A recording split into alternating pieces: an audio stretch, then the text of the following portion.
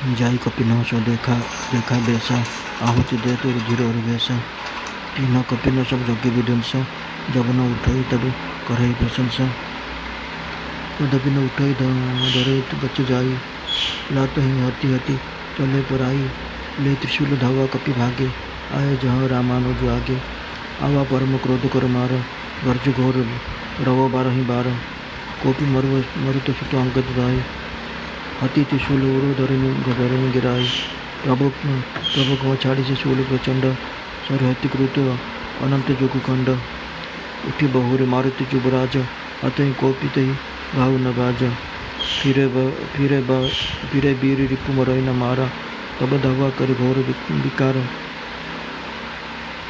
घोर चिकार आवत देखे क्रुद्ध जन काला लक्ष्मण छाड़े विषक कराला देखे चावत पबि शंभुआनी तुरत भयो खलो अंतर्धानी विविध वेश धरि करई लड़ाई कभू का प्रकट कभू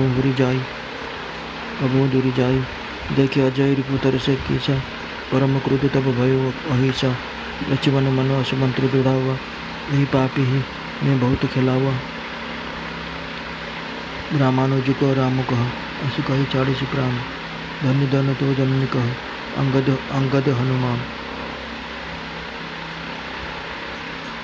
रामानुज को राम कह असु कही 40 प्राण धन्य धन्य तव जननी कह अंगद हनुमान बिनु प्रयास हनुमान उठायो लंका द्वार रखी पुण्य आयो तासु मरन चुनि सूरु गंधर्व चढ़ी विमान आए सब नरवा बरस चुम्बन तुंद भी बजा वही श्री रघुनाथ विमल चुस गा वही जय अनंत जय जगदाधार तुम प्रभु सब देव वही जब निस्तारा अस्तुति कर सुर सिद्धि सिद्धाय लक्ष्मण कृपा सिंधु पै आए सूतवध सुना दशानन जब ही मुरुचित भयो पर मही तब ही मंदोदरी रुदन कर भारी उड़ताड़न बहु भांति पुकारी नगर लोग सब व्याकुल सोचा सकल कहें 10 कंधर पूछा तब 10 कंठ विविध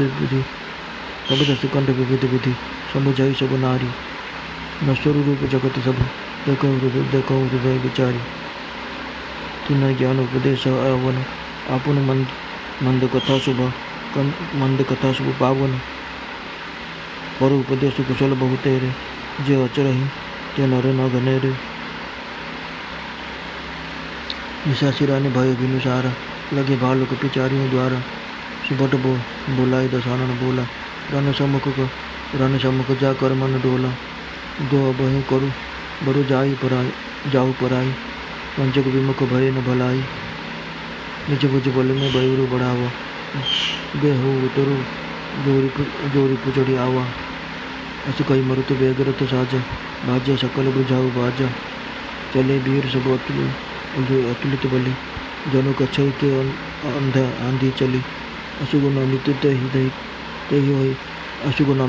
तही काला गनई न भुज बल गर्भ विशाला संदेह अति गर्भ गनई न सगुन अशुगुण सवई आयुध हाथ ते भट विघट रत ते बाजी गज विकच करत भाजई साथ ते गोमय गीत कराल खर रन श्वान बोलई अति घने जनु काल तुत भलक बोलहि बचन परम भया बने ताई की संपत्ति सगुन शुभ सपने मन विश्राम भूत द्रोह रत मोह बसु राम विमुख रति काम चलु निशाचर कटुक अपार चतुरंगिनी अन्य बहुधारा विविध भाति वाहन रत जाना विपुल वरण पताक ध्वज नाना चले मत गज भूति घनेरे प्राबित जलद मरुत जन प्रेरे बरन बिर दैत निकाया समर सुर जान वह माया अति विचित्र वाहिनी विराजी वीर वसंत सेन जनु साजी चलत कटक दे दिग सुंदर डगही चुबित पयोधि कूधर डगमगही उठी रेणु रवि गयो छपाई मरुत थकित वसुधा अकुलाई पनव निशान घोर रव बाजही प्रलय समय के घन जनु गाजही भेड़ी न फारी ना बाज सन सहनाई मारु राग सुभट सुखदाई के हरिनाद वीर सब करही निज बल पैर ऊंचा रही भाई दशानन सुनऊ सुभट्टा मर्दई भालू कपिना के तट्टा हो मारी हूँ भूप दो भाई ଆସି କହି ସନ୍ମୁଖ ଭୋଜରେ ଗାଇ यशोदे सकल कपि न जब पाई धाय करी रघुबीर दोहाई धाय विशाल करल मकट भालु कालु समानते मानो सपत उड़ाही बुदर बुदुनाना बानते नखदशन शैल महामायुध महाद्रुमायुध सबल संकन मानहि जय राम रावण मत गज मुर्गराज सूर्य शुभ खानहि दूत से जय जयकार करी निज निज जोरी जानी वीर वीर इत राम ही इतु रावण ही बखानी रावण रति बिरथ रघुबीर देखी विभीषण भयो अधीर अधिक प्रीति मन भा संदेहा बंदी चरण कह सहित स्नेह नाथन रतन हितन पदताना कई विध जय गीत वीर बलवाना सुनो सखा का कृपा निदाना जय जय हो चांदन आना धीरज सौरज धीरज तहि रथ चाका सत्यशील ध्वज पताका बल विवेक तम परिहित घोरे क्षमा कृपा समता रजु जोरे इस भजन सारथि सुजाना विरति चर्म संतोष कृपाना दान परशु बुद्धि शक्ति प्रचंड बर विज्ञान कठिन कोदंड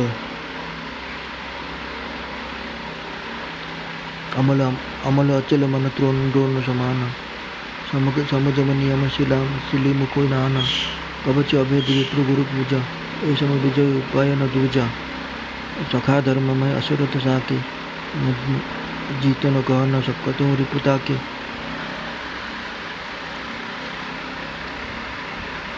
महा अजय संसारी रूप जीत सकल शोभीर जाके असुरत होए दूर सुनो सखा मति धीर सुनि प्रभु वचन विभीषण हर्ष गाय पद कंज एहि मिस मोहि उपदेश हो राम कृपा सुख पुंज इतु पचर दस कंदर इतु अंगद हनुमान लरत निशाचर भालु कपि करि निज निज प्रभु आन बानर मैंने जी देखिले जे मेघनाथ बसी यज्ञ रक्त महिष आहुति दौची तेणु बानर मैंने मिशी तार यज्ञ ध्वंस करदे तथापि से बसी आसन न उठिबार से परिहास प्रशंसा करने लगिले ए सत्य से न उठिबार बानर मैंने जाई तार चुट्टी धरी ताको घोषारी आनिले और लात मारी पलि आसिले मेघनाथ त्रिशूल धरी धाई आसला बानर मैंने लक्ष्मण ठिया होता स्थान को दौड़ी पलाई गले मेघनाथ अत्यंत क्रोधित हो बारंबार भयंकर अर्जन कर माड़ी आसला हनुमान और अंगद कपभर हो आड़ को माड़ी गले मेघनाथ सहित छाती त्रिशूल मारी तले गड़ाई देला पुणी से प्रभु लक्ष्मण के ऊपर को प्रचंड त्रिशूल छाड़ा लक्ष्मण बाण मारी त्रिशूल को दुई खंड करदे एपटे हनुमान युवराज अंगद क्रोध हो उठी पड़े और मारिया लगिले कि से प्रहार कौन प्रभाव पड़ा ना मेघनाथ को जिते मारे से मरु ना देखी वीर मैंने लेउटी आसला बेलू से घोर गर्जन कर माड़ी आसला से क्रोधित कालापुर माड़ी आसला देखी लक्ष्मण ता उपरको एक भयंकर बाण छाड़े वज्र समान बाण आसला देखी से दुष्ट तुरंत अदृश्य होगला भिन्न भिन्न पदर युद्ध करने लगे से केतबेले देखा जाता है तो केतबेले लुचि जाता है शत्रु का अपराजय देखी बानर मैंने भयभीत होगले एथर लक्ष्मण अत्यंत क्रोध हो गले से मन मन विचार कले दुष्ट को बहुत खेल अधिक खेल उचित हे ना तेणु एथर या शेष करदे पड़ो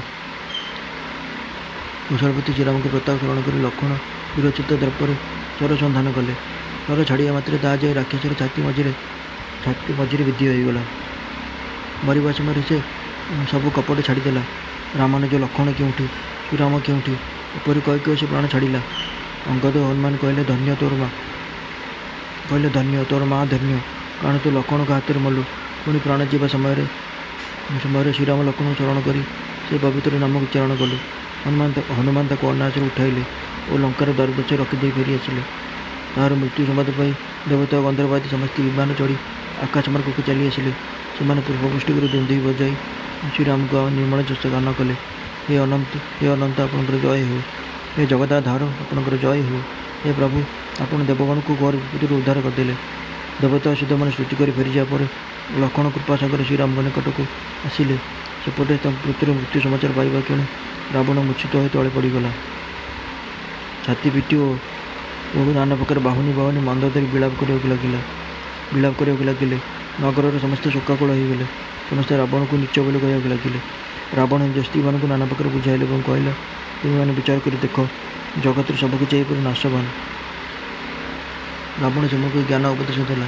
ସେ ନିଜେ ନିଚ ହୋଇ ମଧ୍ୟ ବହୁ ମଙ୍ଗଳକର କଥା କହିଲା।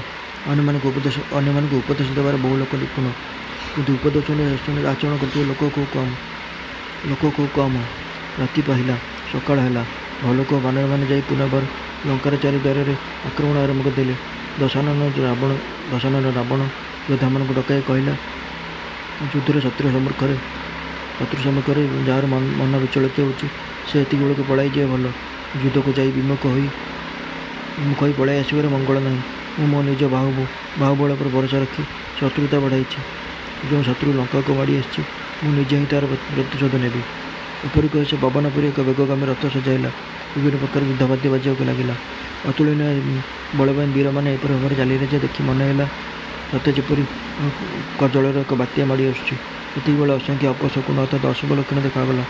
କିନ୍ତୁ ନିଜ ଭୁଜ ବଳରେ ଅତି ଗର୍ବୀ ହୋଇଥିବା ରାବଣ ସେସବୁକୁ ଆଦୌ ଖାତିର କଲା ନାହିଁ। ଅତ୍ୟନ୍ତ ଗର୍ବ ହେତୁ ସେ ଶୁଭାଶୁଭକୁ ବିଚାରକୁ ନେଲା ନାହିଁ। ହାତରୁ ଅସ୍ତ୍ର ଖସି ପଡ଼ୁଥାଏ, ଯୋଦ୍ଧାମାନେ ରଥରୁ ଖସି ପଡ଼ୁଥାନ୍ତି। ଘୋଡ଼ା ଓ ହାତୀମାନେ ଗର୍ଜନ କରି ସ୍ଥାନ ଛାଡ଼ି ପଳାଇ ଯାଉଥାନ୍ତି। ବିଲୁଆ, ଶାଗୁଣା, କୁଆ ଓ ଗଧମାନେ ବିଭତ୍ସ ରଡ଼ି ଛାଡ଼ୁଥାନ୍ତି। ବହୁ ସଂଖ୍ୟାରେ କୁକୁରମାନେ କାନ୍ଦୁଥାନ୍ତି। ପେଚାମାନେ ଏପରି ଭୟଙ୍କର ଭାବରେ ଭାବୁଥାନ୍ତି ଯେ ଦେଖି ଲାଗୁଥାଏ ସତେ ଯେପରି ସେମାନେ କାଳର ଦୂତ ରୂପେ ଆସିଛନ୍ତି। ଯେ ଜୀବଦ୍ରୋହରେ ରତ, ଯେ ମୋହର ବଶ, ଯେ ରାମ ବିମୁଖ ଓ ଯେ କାମାସକ୍ତ, ସେ କ'ଣ କେବେ ସ୍ୱପ୍ନରେ ହେଲେ ସୁଦ୍ଧା ସୁଖ ସମୃଦ୍ଧି, ଶୁଭ ଶକୁନ ଓ ମାନସିକ ଶାନ୍ତି ପାଇପାରିବ? ରାକ୍ଷସମାନଙ୍କର ଅପାର ସେନା ଚାଲିଲା। ଚତୁରଙ୍ଗିନୀ ସେନା ବିଭିନ୍ନ ଦଳରେ ବିଭକ୍ତ ହୋଇଥାଏ। ଅନେକ ପ୍ରକାର ବାହନ, ରଥ ଓ ଯାନ ଶୋଭା ପାଉଥାଏ। ବିଭିନ୍ନ ରଙ୍ଗର ଅସଂଖ୍ୟ ପତାକା ଓ ଧ୍ୱଜା ଉଡ଼ୁଥାଏ। ବର୍ଷା ଋତୁରେ ପବନ ବୋହି ଆଣିଥିବା ମେଘମାଳ ପରି ପଲ ମତ ହସ୍ତେ ଚାଲିଥାନ୍ତି। ନାନା ବର୍ଣ୍ଣର ବେଶ ଧରି ବୀରଗଣ ଚାଲିଥାନ୍ତି। ସେମାନେ ସମସ୍ତେ ଥିଲେ ସଂଗ୍ରାମର ଶୂରବୀର ଓ ନାନା ପ୍ରକାର ମାୟାର ବଳରେ ନୀତିପୂର୍ଣ୍ଣ। ଅତ୍ୟନ୍ତ ବିଚିତ୍ର ସେନା ଶୋଭା ପାଉଥାଏ। ମନେ ହୋଇଥାଏ ସତେ ଯେପରି ବୀର ବସନ୍ତ ତା'ର ସେନା ସଜାଇ ଆସିଛି। ସେହି ସେନାର ଚାଲିରେ ଦିଗ୍ଗଜମାନେ ଥରି ଉଠିଲେ। ସମୁଦ୍ର ବିକ୍ଷୁବ୍ଧ ହୋଇଗଲା। ପର୍ବତମାନେ ଟଳମଳ ହେଲେ। ଏତେ ଧୂଳି ଉଡ଼ିଲା ଯେ ସୂର୍ଯ୍ୟ ଢାଙ୍କି ହୋଇଗଲେ। ପୁଣି ହଠାତ୍ ବାୟୁ ରୁଦ୍ଧ ହୋଇଗଲା ଓ ପୃଥିବୀ କ୍ଷୁଦ୍ର ହେବାକୁ ଲାଗିଲା। ଢୋଲ ଓ ନାଗର ସବୁ ପ୍ରଳୟକାଳୀନ ମେଘ ସମାନ ତୁର୍ଯ୍ୟ ନାଦରେ ବାଜୁଥାଏ। ଭେରୀ, ତୁରୀୟ, ସାହାନାଇ ଆଦି ରଣବାଦ୍ୟ ଯୋଦ୍ଧାମାନଙ୍କୁ ଉତ୍ସାହ ଦେବା ରାଗରେ ବାଜୁଥାଏ। ସବୁ ବୀର ସିଂହନାଦ କରିଥାନ୍ତି। ସମସ୍ତେ ନିଜ ନିଜର ବଳ ପୌରୁଷ ବଖାଣୁଥାନ୍ତି। ରାବଣ କହିଲା, ଯୋଦ୍ଧାଗଣ, ତୁମେ ଭାଲୁ ଓ ବାନରମାନଙ୍କୁ ଦଳି ଦିଅ। ମୁଁ ସେ ରାଜକୁମାର 2 ଜଣଙ୍କୁ ମାରିବି। ଏପରି କହି ସେ ନିଜ ସେନାକୁ ଆଗକୁ ଚଳାଇଲା। ଏ ସମ୍ବାଦ ପାଇ ବାନରମାନେ ରଘୁବୀରଙ୍କ ଜୟଧ୍ୱନି କରି ଧାଇଁ ଆସିଲେ। ବିଶାଳ ଓ ଭୟଙ୍କର ଭଲ୍ଲୁକ ବାନରମାନେ ଧାଇଁ ଆସିଲେ। ଦେଖାଗଲେ ସତେ ଯେପରି ଅକ୍ଷୟଧାରୀ ପର୍ବତମାନେ ଧାଇଁ ଆସୁଛନ୍ତି। ସେମାନେ ତ ନାନା ବର୍ଣ୍ଣର ହୋଇଥାନ୍ତି। ନଖ, ଦନ୍ତ, ପର୍ବତ ଓ ବଡ଼ ବଡ଼ ବୃକ୍ଷ ହୋଇଥାଏ ସେମାନଙ୍କର ଆୟୁଧ। ସେମାନେ ଥିଲେ ଅତ୍ୟନ୍ତ ବଳବାନ। କାହାକୁ ବି ଡରିବା ଜାଣିନଥିଲେ। ରାବଣ ରୂପୀ ମତ ଶ୍ରୀମନ୍ତେ ସିଂହସ୍ୱରୂପ ଶ୍ରୀରାମଙ୍କର ଜୟ ଜୟକାର କରିବା ସହିତ ସେ ବାନରମାନେ ଶ୍ରୀରାମଙ୍କ ଯଶଗାନ କରିଥାନ୍ତି। ଦୁଇ ପଟରୁ ଯୋଦ୍ଧାମାନେ ଜୟ ଜୟକାର କରିଥାନ୍ତି। ଏଣେ ଶ୍ରୀ ରଘୁନାଥଙ୍କର ଓ ତେଣେ ରାବଣର ଯଶ ବଖାଣି ବୀରମାନେ ନିଜ ନିଜ ସମସ୍କନ୍ଧ ପ୍ରତିଦ୍ୱନ୍ଦ୍ୱୀଙ୍କ ସହିତ ଲଢ଼ିବାରେ ଲାଗିଗଲେ। ରାବଣ ରଥ ଉପରେ ବସିଥାଏ, କିନ୍ତୁ ସେ ରଘୁନାଥଙ୍କର ରଥ ନଥାଏ। ଏହା ଦେଖି ବ୍ରହ୍ମାଦିତ୍ୟ ହେତୁ ବିଭୀଷଣ ବ୍ୟସ୍ତ ହୋଇ ପଡ଼ିଲେ। ପ୍ରଭୁ ରଥବିହୀନ ହୋଇ ରଥି ରାବଣକୁ କିପରି ଜୟ କରିବେ ବୋଲି ତାଙ୍କ ମନରେ ସନ୍ଦେହ ଜାତ ହେଲା। ଶ୍ରୀରାମଙ୍କ ଚରଣବନ୍ଦନ ପୂର୍ବକ ସେ ଭକ୍ତିର ସହିତ କହିଲେ, ହେ ନାଥ, ଆପଣଙ୍କର ରଥ ନାହିଁ, ଶରୀର ରକ୍ଷକ କବଚ ନାହିଁ କି ପାଦରକ୍ଷକ ପାଦୁକା ନାହିଁ। ସେ ବଳବାନ ରାବଣକୁ ଆପଣ ଜୟ କରିବେ କିପରି? କୃପଣ ଦିନ ଶ୍ରୀରାମ କହିଲେ, ହେ ସଖା, ଶୁଣ। ଯାହା ବଳରେ ଜୟ କରାଯାଏ ସେ ରଥ ହେଉଛି ଭିନ୍ନ ପ୍ରକାରର। ଶୌର୍ଯ୍ୟ ଓ ଧୈର୍ଯ୍ୟ ହେଉଛି ସେ ରଥର ଚକ୍ର। ସତ୍ୟ ଓ ସଦାଚାର ହେଉଛି ତାହାର ଦୃଢ଼ ଧ୍ୱଜା ଓ ପତାକା। ବଳ, ବିବେକ ଓ ଇନ୍ଦ୍ରିୟ ଦମନ ପରୋପକାର ଚାରିଟି ହେଉଛି ତାହାର ଅଶ୍ଵ। କ୍ଷମା, ଦୟା ଓ ସମତାର ଦ୍ୱାରା ଏ ଅଶ୍ୱମାନେ ରଥରେ ଯୋଛା ହୋଇଥାନ୍ତି। ଈଶ୍ୱରଙ୍କ ବଚନ ହେଉଛି ଈଶ୍ୱରଙ୍କ ଭଜନ ହେଉଛି ରଥର ଚତୁର ସାରଥୀ। ବୈରାଗ୍ୟ ହେଉଛି ଢାଲ, ସନ୍ତୋଷ ହେଉଛି ଖଡ଼୍ଗ, ଦାନ ହେଉଛି ଫର୍ସା, ବୁଦ୍ଧି ପ୍ରଚଣ୍ଡ ଶକ୍ତି ଓ ଶ୍ରେଷ୍ଠ ବିଜ୍ଞାନ ହେଉଛି କଠୋର ଧନୁ। ନିର୍ମଳ ଅର୍ଥାତ୍ ନିଷ୍ପାପ ଓ ଅଚଳ ଅର୍ଥାତ୍ ସ୍ଥିର ମନ ହେଉଛି ତୁଣୀର। ସମ ଅର୍ଥାତ୍ ମନର ବଶୀକରଣ, ଯମ ଅର୍ଥାତ୍ ଅହିଂସାଦି ଓ ନିୟମ ଅର୍ଥାତ୍ ଶୌଚାଦି ଏସବୁ ହେଉଛି ବିବିଧ ବାଣ। ବ୍ରାହ୍ମଣ ତଥା ଗୁରୁଙ୍କ ପୂଜା ହେଉଛି ଅଭେଦ୍ୟ କବଚ। ବିଜୟ ନିମନ୍ତେ ଏସବୁ ସାଧନ ପରେ ଅନ୍ୟ କୌଣସି ସାଧନ ନାହିଁ। ହେ ଧୀରବଦ୍ଧ ସଖା, ଶୁଣ, ଯାହା ପାଖରେ ଏପରି ସୁଦୃଢ଼ ରଥ ଥାଏ, ସେ ବୀର ଜନ୍ମ ମୃତ୍ୟୁ ରୂପୀ ସଂସାର କରି ଅତ୍ୟନ୍ତ ଦୁର୍ଜୟ ଶତ୍ରୁଘ୍ନ ଜୟ କରିପାରେ। ରାବଣ କଥା ବା କେତେ? ପ୍ରଭୁଙ୍କ ବଚନ ଶୁଣି ବିଭୀଷଣ ଆନନ୍ଦିତ ହୋଇଗଲେ। ସେ ତାଙ୍କ ବାଦ୍ୟ ଧରି କହିଲେ, ହେ ପ୍ରଭୁ, ହେ କୃପାନିଧାନ, ହେ ଶୁକରାଶି ଶ୍ରୀରାମ, ଆପଣ ଏହା କହିବା ଛଳରେ ମୋତେ ଅମୂଲ୍ୟ ଉପଦେଶ ଦେଲେ। ସେପଟେ ରାବଣ ଓ ଏପଟେ ଅଙ୍ଗଦ ଓ ହନୁମାନ ରଣାହ୍ୱାନ ଦେଉଥାନ୍ତି। ରାକ୍ଷସ ଓ ଭଲ୍ଲୁକ ବୀରମାନେ ନିଜ ନିଜ ପ୍ରଭୁଙ୍କର ଜୟଗାନ କରି ଯୁଦ୍ଧ